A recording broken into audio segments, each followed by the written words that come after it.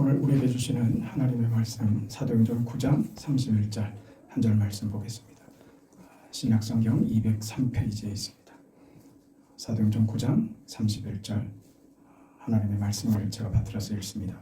그리하여 온 유다와 갈릴리와 사마리아 교회가 평안하여 든든히 서가고 주를 경외함과 성령의 위로로 진행하여 수가 더 많아지니라. 아멘.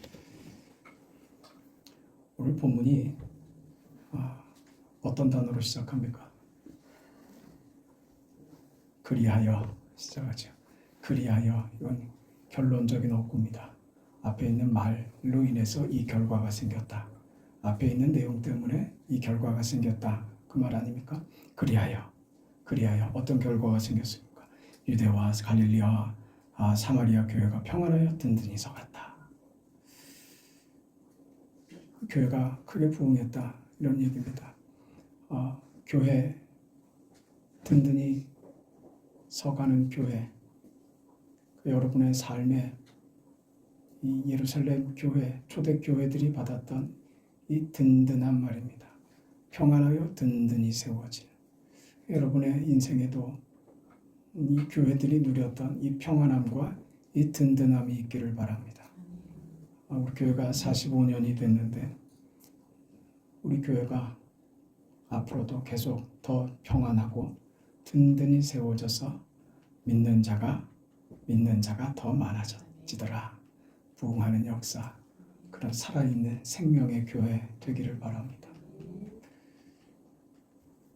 그리하여 든든한 교회가 됐다. 그리하여 교회의 안심과 평안과 부흥의 역사가 일어났다. 그러니까 우리는 그럼 그 초대교회의 부흥의 원인이 무엇인가? 이렇게 질문을 합니다. 그래서 오늘 교회에 적용하고 싶은 거죠. 오늘 교회들도 어느 교회나 예외 없이 초대교회들이 겪었던 그 부흥의 역사들과 그 은혜를 경험하기를 원합니다. 그런 부흥이 우리 교회에도 있었으면 하는 마음을 모두 다 소원합니다. 그래서 그럼 어떻게 하면 이런 결과를 얻을 수 있는가? 어떻게 해야 부흥하는 교회, 든든히 세워져 가는 그런 교회를 만들 수 있을 것인가? 성경에서 답을 얻어보자고 그렇게 성경을 들여다보죠. 그러면서 얻는 그 결론들이 사실은 제 마음에 들지는 않습니다. 어떤 유력한 목사님이 초대교회의 성장의 원인, 그것을 예수님의 제자들이 3년 동안 예수님께 제자 훈련받고 훈련된 그 제자들이 있었기 때문에 초대교회에 폭발적인 부흥이 있었다. 그리고 교회가 행정력을 갖추고 집사들을 세우죠. 행정력을 갖추고 조직을 갖추고 그렇게 유기적으로 잘 움직이니 교회 부흥이 왔다. 그래서 모든 교회들이 그렇게 했습니다. 교회들을 프로그램으로 돌려대기 시작하고 교회마다 제자 훈련의 열풍이 벌어졌습니다. 우리 교회도 지금 제가 2년 넘게 제자 훈련을 하고 있습니다. 물어보시면 알겠지만 저와 함께하는 제자 훈련은 다른 교회에서 실행하는 제자 훈련과 전혀 다릅니다. 그 제자 훈련은 저는 마음에 들지 않습니다. 그걸 몰라서요? 아니요. 그 교재까지 썼습니다. 저는 23과짜리 제자 훈련 교재가 저한테 있어요. 제가 쓴 교재가 있습니다. 근데 제가 그걸 왜 안 할까요?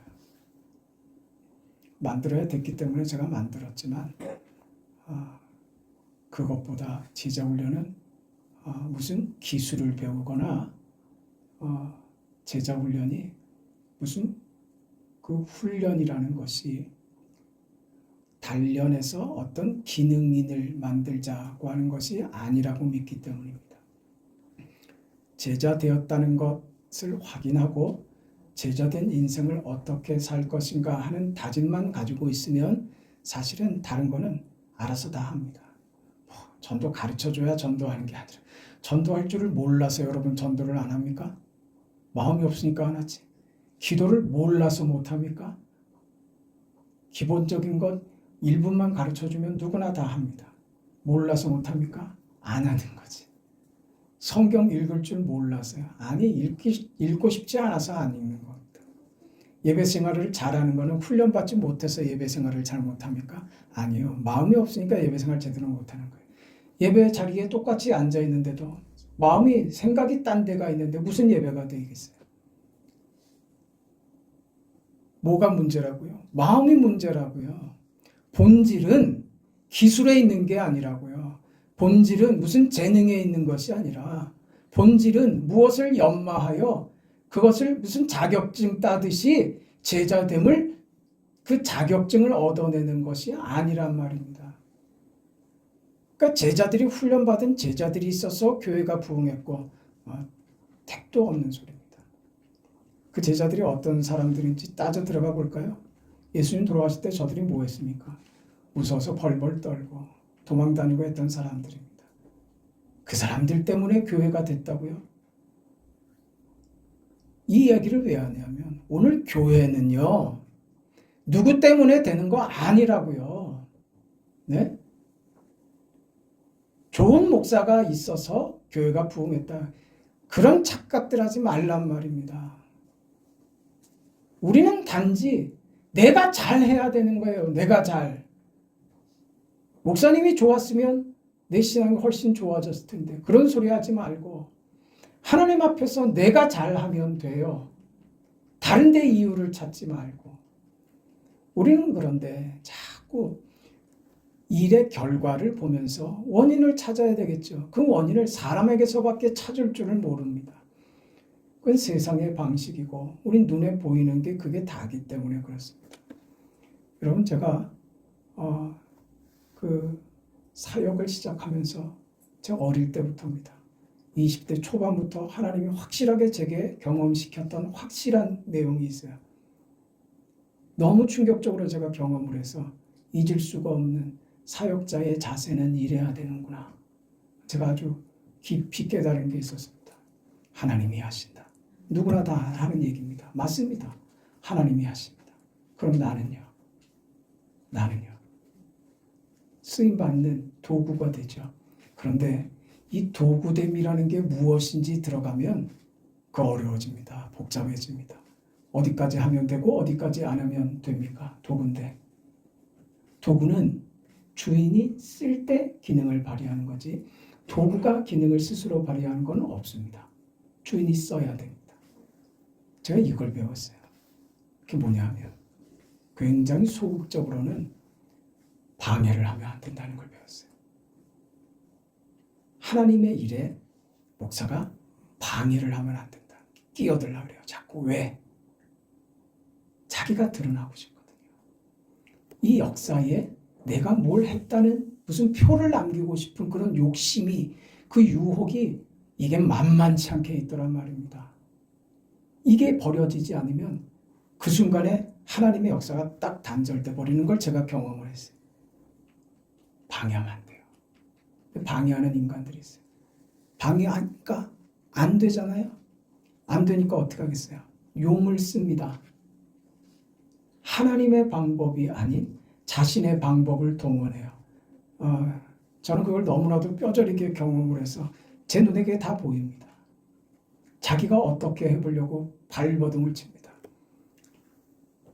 그래 무슨 집회를 할 때마다 그 전에 없었던 드럼이 등장을 하고 전자악기가 등장을 하고 기도하는 그 시간에 드럼을 그 최고의 그 데시벨로 드럼을 쳐댑니다.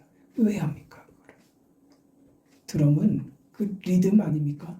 리듬을 강하게 쳐대는 것은요. 북을 치는 건요. 왜 저 무당이 굿을 할 때 왜 북을 치는지 아세요? 그 리듬이라고 하는 건요. 사람을 강력하게 흥분시킵니다. 마취시키는 것처럼 그래요. 정신이 혼미해져요. 넋을 빼버리는 거예요. 그 짓을 교회에서 하나님께 기도를 하는데 그 짓을 한단 말이에요. 이건 참을 수 없는. 기도는 뜨겁고 열정적이고 속에서 불타오르듯이 내 속의 것을 다 토해내는 뜨거움도 간절함도 있습니다. 조용한 가운데서도 있습니다. 그러나 이 모든 것은 외부에서의 어떤 소음 때문에 감정적으로 격해져서 일어나는 반응이어서는 안 됩니다. 그건 성령의 역사가 아니라 사탄의 역사입니다. 무슨 말인지 아시겠습니까? 제가 왜 하나님의 하시는 일에 방해가 되면 안 된다고 생각했는지, 인위적인 것을 첨가하면 안 된다고요. 자꾸 그러면 앞에서 목사가 말이 많아지면 어떤 상황에는 하나님이 주도적으로 개입해서 하나님이 일을 펼치실 때가 있어요. 그때는 가만히 있는 거예요. 뒤로 쭉 빠져서 내가 없는 상황으로 만들어야 되는 거예요. 근데 그 상황이 너무 은혜롭고 좋거든. 그때 꼭 한마디를 내가 해야지 되겠고, 그게 내가 참견하는 거라고요. 내가 껴서 하나님의 일을 내가 방해하는 거란 말이에요.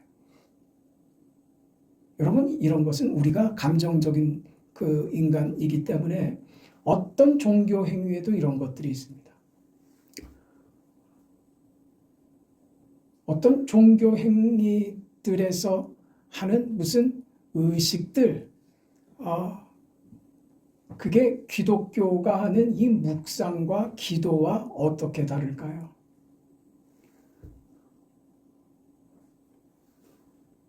밖에서 하는 거는요, 잠룡을 비워내는 거예요.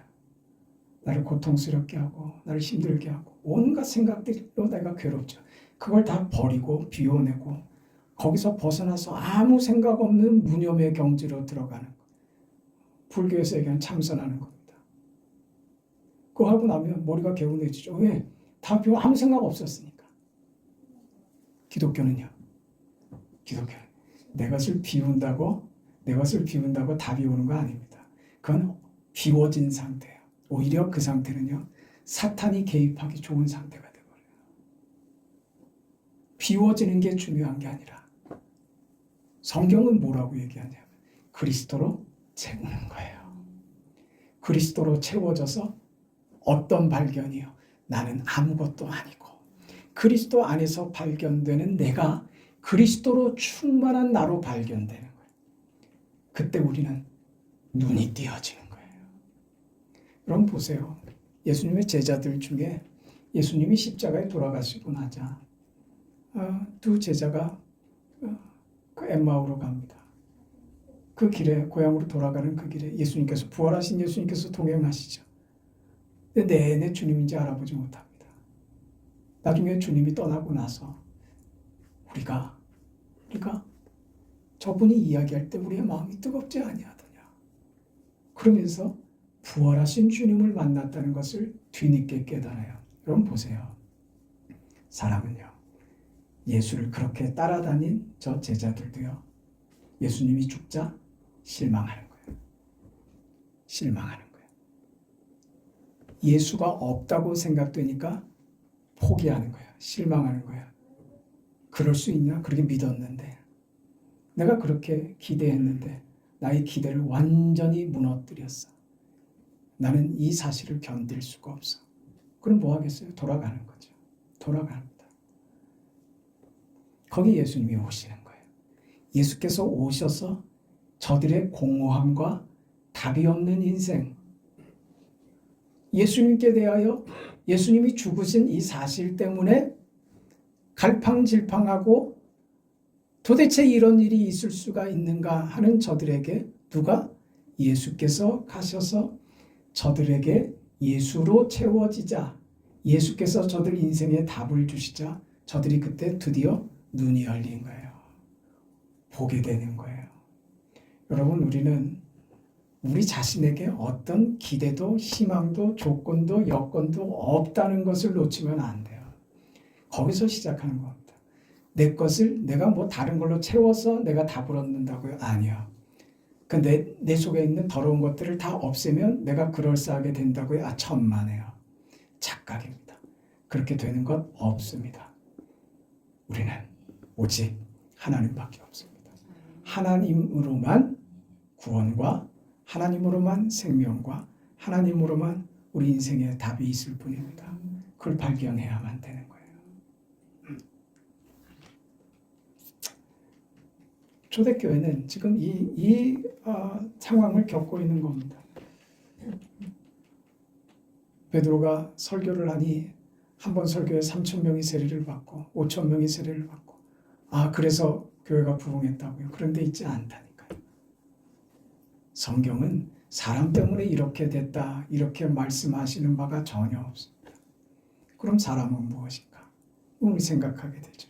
왜 이런 일들이 벌어질까? 그럼 정답은 무엇일까? 바울 때문에 그런가? 바울의 지금 상황은 사도행전 9장까지의 내용은 예수님께서 십자가에 죽으셨는데 사도행전에서 어떤 예수님? 부활의 예수님으로 등장합니다.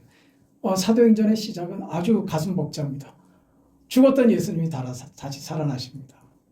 그리고 그 예수님께서 승천하십니다. 승천하시면서 약속하셨던 보혜사 성령께서 찾아오십니다. 그리고 교회가 태동을 하죠. 여기까지는 환상적입니다. 너무 좋습니다. 그런데 그 다음에 사건들은 교회 핍박들밖에 안 남습니다. 교회는 핍박을 받습니다. 교회는 어려움을 겪습니다. 그리고 바울이 등장하죠.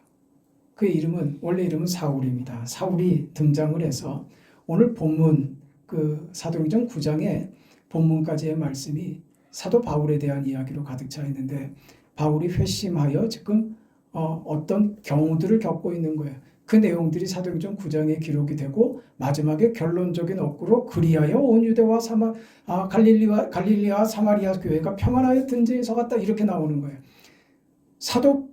사울이 회심하여 예루살렘으로 돌아옴으로 말미암아 교회가 평안하여 든든히 서갔다 이렇게 들리잖아요. 그럼 사울 때문에 교회가 부흥이 됐는가? 아닙니다. 지금 사울은 어떤 경우냐면 바울로 얘기하죠.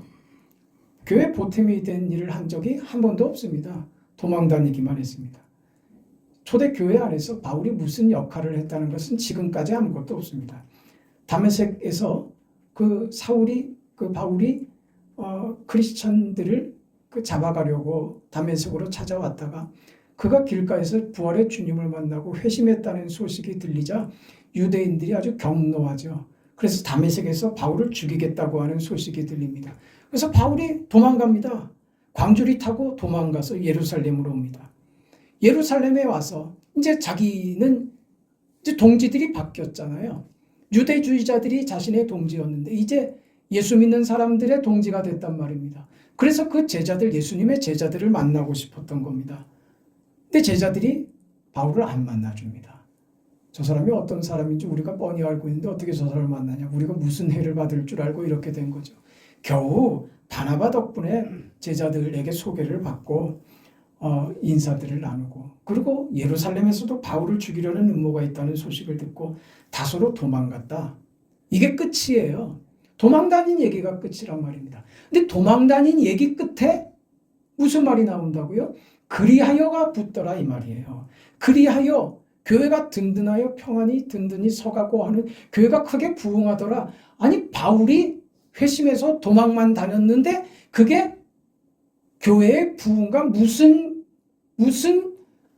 결부를 시킬 만한 내용이 되냐 이 말입니다. 도대체 무엇이 교회 부흥의 원인이었을까?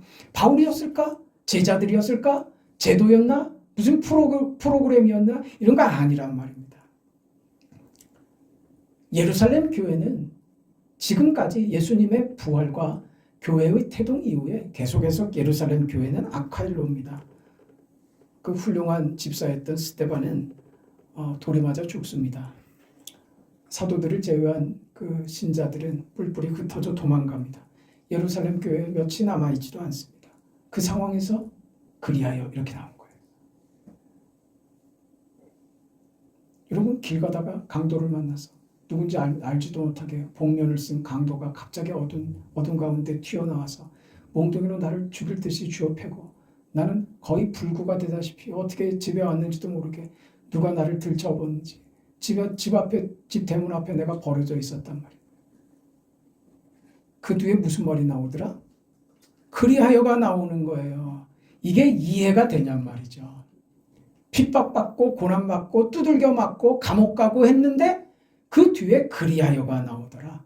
그래서 교회가 부흥했다. 이걸 우리는 이해를 못하는 거죠. 받아들이고 싶지 않은 거죠. 두들겨 맞았는데 배가 줄여서 어제 하루 종일 아무것도 먹지 못했는데 그리하여 너무 행복해지고 평안해졌다. 이게 말이 안 되잖아요.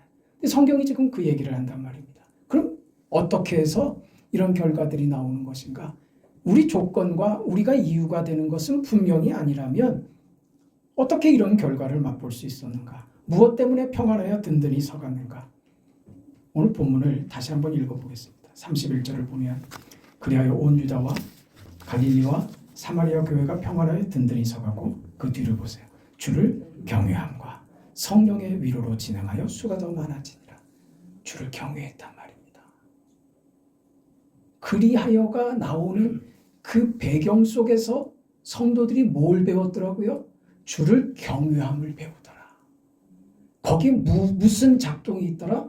성령의 위로가 그 속에 작동을 하더라 그 말입니다. 이런 사건들, 상황들, 이런 것이 조건이 돼서 이 사람들 때문에 이 결과가 나온 것이 아니라 이렇게 매맞고 감옥 가고 고난과 핍박을 당하는 이것이 교인들에게, 예루살렘 교인들에게, 초대교회 교인들에게 무엇을 가르치더라? 경외함을 가르치더라. 그 무엇입니까? 우리가 오늘 성경에서 우리가 살펴봐야 되는 아주 중요한 내용이 바로 이겁니다. 교회의 교회됨, 교회 부흥이 어디에 달려있다고요? 주를 경외함에 달려있다고요. 그걸 어디서 배운다고요? 핍박에서, 환난에서, 고난에서 배우더라 이겁니다. 잘 돼서 기가 막히게 하나님이 복 주시고 손대는 일마다 잘 돼서 평안하여 든든히가 아니고 그 고난과 절망과 그 핍박 속에서 그것으로 우리를 배우게 하셔서 우리를 어느 자리? 하나님을 경외하는 자가 되게 하심으로 이 결과를 만드시더라. 이 하나님의 뜻입니다. 평안하여 든든히 서가는 교회는 하나님이 오늘 저와 여러분을 통해서 하나님이 이루고자 하시고 하나님이 우리에게 주고자 하시는 평안하여 든든히 서가는 것은 우리를 잘되고 성공시키고 우리가 원하는 대로 해줘서 얻는 것이 아니라 이 세상 살면서 부딪히면서 핍박과 고난을 통해서 하나님을 경외하는 것이 무엇인지를 배우게 하셔서 이 평안과 든든함과 부흥의 역사로 하나님이 끌어가시더라 그겁니다. 우리는 반대죠. 우리는 반대입니다. 하나님이 이렇게 해주시면 그게 조건이 돼서 이렇게 하겠습니다. 이스라엘 백성들이 늘 했던 원망과 저들이 늘 쏟아냈던 불만이 여기 있었죠. 아니 먹을 것 주고 우리를 좀 편안하게 해줬으면 잘했을 텐데 우리 원래 우리가 나쁜 놈이었냐고요. 이렇게 힘들게 하니까 우리가 자꾸 나쁜 짓을 하죠. 저 애굽에 가면 우리 고기 먹었습니다. 고기 주시고 맛있는 것도 좀 주시고 꿀도 좀 주시고 원하는 것도 좀 주시고 밥상도 좀 그럴싸하게 좀 하시고 우리 잠자리도 좀 편하게 해주시면 한번 보세요. 우리가 잘하나 못하나. 한번 주시고 나서나 우리는 다 요구하시라고요. 그랬단 말이에요. 오냐? 그래 주겠다. 줬죠. 주니까 잘하던 거야. 우리는 우리 인생을 오해하면 안 된다고요. 조건이 되면 잘할 거라고요? 아니 그렇지 않습니다. 우리는 거꾸로 가는 거예요. 세상의 이해나 세상 속에서의 관계나 세상 속에서의 일의 전개와 하나님이 하시는 일의 전개는 거꾸로 갑니다. 반대입니다. 우리는 다릅니다.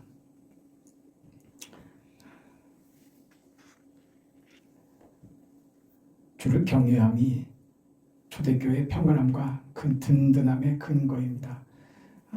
주님은 이 교회 안에 온갖 어려운 조건과 환경 속에 이 교회를 놔두십니다. 십자가에 예수를 죽인 이 사람들은 아직도 이 교회 시대에도 아직도 여전히 권세를 잡고 있고 모든 여론도 그리스도인들에게 악의적입니다. 환영하지 않습니다. 그 속에 저들이 교회가 있는 겁니다. 그리고 그 주님은 저들과 지금 함께 계시지도 않습니다. 예루살렘 교회는 실제로 핍박을 받았고 유다의 지도자들은 예수 믿는 사람들을 잡아가지고 죽이기로 결의했습니다. 잡아서 채찍질을 하고 감옥에 가두고 한 것이 한두 번이 아닙니다. 사람들이 교회를 조롱하는 일이 한두 번이 아닙니다. 이런 것 때문에 교회가 망하는 건 아닙니다. 교회는 외면당하고 멸시받고 약자의 자리에 있을 때, 고난당하고 고통당하는 자리에 있을 때, 그래서 교회가 망하는 법은 역사상에 단 한 번도 일어나지 않았습니다. 오히려 교회가 망하게 되는 것은 교회가 배가 불러서 망합니다. 잘 될 때, 교인들이 잘 살 때 그때 부패하고 그때 타락합니다. 왜요? 뭘 못 배워서요? 오늘 본문대로 여호와를 경외함을 배우지 못하는 거예요. 그러니까 고통과 어려움이 우리를 무엇을 배우게 한다고요? 하나님을 경외하는 법을 배우게 한다 이겁니다. 그 과정을 겪습니다. 교회가 무슨 기적을 행하고 안진뱅이가 일어나면 그것 때문에 사람들이 바뀌질 않습니다. 안진뱅이를 일으키자 안진뱅이를 잡아가둡니다. 그리고 안진뱅이를 일으킨 베드로를 잡아가두고 채찍질을 합니다. 스데반 집사는 그가 복음을 전한다는 이유로 돌로 쳐서 죽입니다. 초대교회가 든든할 이유가 아무것도 없습니다. 그럼에도 불구하고 교회가 그리하여라는 결론으로 나왔단 말입니다. 도대체 무엇 때문에? 무엇이 이렇게 만들었을까? 초대교회는 이것을 봤기 때문입니다. 그들이 겪고 있는 세상적 시각에서의 실패가 아니다. 우리의 고통과 우리가 겪는 이 어려움이 세상에서의 실패가 아니다. 우리가 약해서 아니다. 하나님이 지시고 있는 거 아니다. 그걸 배우는 거죠. 어디서 배웁니까? 예수님의 부활로 배우는 거죠. 예수님이 죽어서 모두 다 실망합니다. 그런데요, 부활의 주님을 보자. 과정이구나. 하나님께서 부활을 우리에게 담아주시기 위하여 죽음의 과정도 마다하지 않으시더구나. 이걸 배우는 거죠. 그러니 지금 겪는 어려움이, 지금 실패와 지금 좌절감과 지금 내가 세상으로부터 어떤 불쾌한 일을 당해도 이것이 끝이 아니라는 것을 배웁니다. 그래서 어떤 상황에서도, 그 절망의 상황에서도 여호와를 경외하는 법을 배우는 거죠. 여러분 보세요. 사도 바울의 회심이 그럼 무슨 역할을 했을까? 사도 바울이 일을 한 게 아니라 사도 바울을 회심시킨 하나님이 일을 하시는 거란 말입니다. 어떻게 해요? 사도 바울의 회심을 보자 교회와 성도들은 무슨 깨달음을 가지게 되었느냐? 예수님의 부활로 1차적으로 확인했던 이 사실을 오늘 사울에게서 다시 한번 확인한 거예요. 저 복음의 대적자였던 사람이 지금 하나님 앞에 고꾸라졌단 말입니다. 저 사울을 하나님께서 무너뜨리시더라. 반대 세력의 선두주자였던 사울을 하나님이 거꾸로 엎드리시더라. 대적자의 힘을 꺾었을 뿐 아니라 대적자 사울을 하나님이 은혜와 긍휼의 대상으로 만드시더라. 기가 막히죠. 거꾸로 가는 겁니다. 거꾸로, 우리 생각과 거꾸로 가는 겁니다. 하나님을 대적하고 교회를 대적하는 세력의 힘을 하나님이 꺾으시는, 지금 지는 것 같지만 아니다. 하나님이 승리하시는 세상과 그 조건 속에 우리가 있다는 것을 알게 됐죠. 그리고 하나님이 지는 것 같은 이 상황 속에서 하나님이 개입하시고 계신다는 사실도 알게 됐죠. 무엇이 증거가 됐어요? 바울이요. 바울을 보니 그게 더 확실해진 것입니다. 그래서 초대교회는 무엇을 배워요? 하나님을 경외함을 배워서 어떻게 됐다? 결과적으로 평안하여 든든히 세워져 갔다 이 말입니다. 여러분 인생에 든든함과 평안함과 확신과 세상이 어찌할 수 없는 기쁨의 생애, 위대한 인생의 걸음을 어떻게 얻을 수 있는가? 내 것으로 만드는 것이 아니라, 나를 비워서 얻는 것이 아니라 하나님으로 가능하게 된다. 그걸 배우는 겁니다. 이 이해에 가면 우리는 우리 앞을 가로막고 있었던 짙은 안개가 싹 거쳐버리고 영광과 소망과 광명의 주님이 나를 비추고 계심을 확인하게 될 거예요. 그때 평안하여 든든히 서가더라. 이게 이해가 되는 거예요. 그리하여가 뭔지 아시겠죠? 못난 거, 부족한 거, 내가 잘못한 거, 실수한 거, 나의 게으름, 나의 못남, 내가 다시 생각하기도 싫을 정도의 잘못들, 죄들, 그런 것이 나의 발목을 붙들고 있다 할지라도 그런 것 아랑곳 없이 나를 대해 주시는 하나님, 상관없다 하시고 그 하나님이 내가 너를 사랑하고 내가 너의 은혜와 긍휼과 자비가 된다, 이렇게 찾아오시는 그 하나님이, 이 역사를 만들어 가시는 그 하나님이, 인생을 역전시키시는 그 하나님이, 우리가 생각하는 방식과 거꾸로 가시는 그 하나님의 방식이 우리 삶을 평안하여 든든히 서가는 그런 인생으로, 그런 교회로 그렇게 하나님이 바꾸어 버리신단 말입니다. 이걸 경험한 사람만이 이런 말을 할 수 있는 거예요. 시편 139편에 다윗이 이런 고백합니다. 하나님이여 나를 살피사. 여러분의 고백이 되길 바랍니다. 하나님이여 나를 살피사 내 마음을 아시며 나를 시험하사 내 뜻을 아옵소서. 내게 무슨 악한 행위가 있나 보시고 나를 영원한 길로 인도하소서. 하나님 앞에 도망갈 수 없는 인생, 하나님을 속일 수도 없는 인생. 나는 내 자신이 하나님 앞에 정당하지 않은데, 나는 밤낮 악하기만 하고, 나는 못되기만 하고, 나는 내 인생을 책임질 수도 없는 못난 인생인데, 그런데 속일 수도 없고 도망갈 수도 없는 나, 늘 약할 수밖에 없고 악한 나, 거기에 답이 나오더란 말이에요.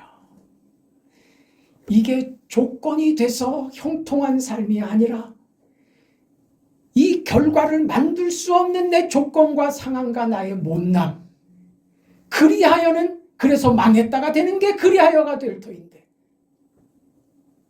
하나님 앞에 부끄럽고 죄도 많고 도망갈 수도 없고 속일 수도 없는, 그래서 망해버린 내 인생, 그리하여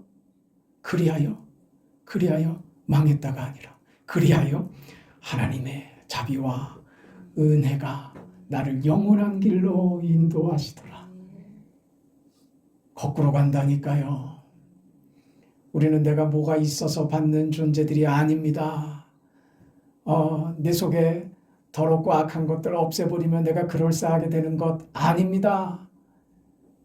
내 안에 예수로만 충만할 때, 내 안에 예수로 가득할 때 우리는 그때 드디어 답을 얻게 되는 것이고, 그때 드디어 살아갈 수 있는 것이에요. 하나님 도망갈 수도 없고 하나님을 속일 수도 없습니다. 그럼 뭐예요? 하나님 앞에 저주받는 것이 다음 순서인 인생인데, 그런데 하나님 나를 살피시고 나를 영원한 길로 인도해 주세요. 이게 되는 인생이 됐다 이 말입니다. 그리하여 교회는 평안하여 든든히 세워졌다. 있을 수 없는, 결과를 만들 수 없는 조건이 그리하여가 되어 만들 수 없는 결과를 만들더라. 그게 교회입니다. 그게 신자의 삶입니다. 그렇게 하시는 분이 저와 여러분의 하나님이십니다. 우리는 그 인생을 사는 겁니다. 그러니 두려워하지 말고, 그러니 겁내지 말고 하나님이 주시는 그 은혜 앞에서 당당하게 사시기를 바랍니다. 하나님께서는 이 일을 계속하십니다. 초대교회 신자들이 마음이 든든하고 빼앗길 수 없는 화평 속에 서 있을 수 있는 이 이유, 바로 거기 있습니다. 하나님께서 하나님의 백성들, 교회, 신자된 우리를 괴롭게 하고 대적하는 자를 물리치실 뿐만 아니라 그 방해꾼, 그 대적자를 물리치시는 정도가 아니라 무엇이